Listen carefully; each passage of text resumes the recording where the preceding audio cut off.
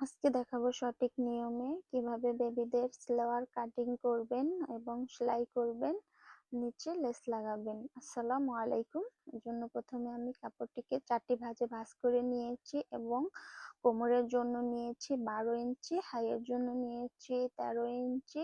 এখন আমি দাগ অনুযায়ী কাপড়টিকে কেটে নিচ্ছি।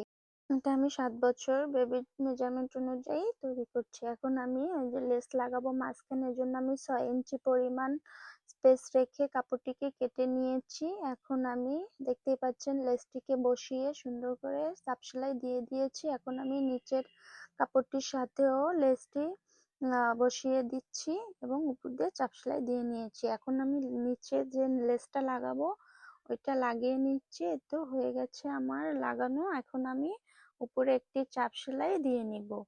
এখন আমি হাইটে সেলাই করে নিচ্ছি এবং পায়ের মুহুরের মাপ অনুযায়ী আমি সাইডেও সেলাই করে নিচ্ছি। এটার কামিজের কাটিং এবং সেলাইয়ের ফুল ভিডিও আমার পেজে দেয়া আছে, চাইলে দেখে নিতে। আমার ভিডিও ভালো লেগে থাকলে আমার পেজটি ফলো দিয়ে রাখবেন। ধন্যবাদ।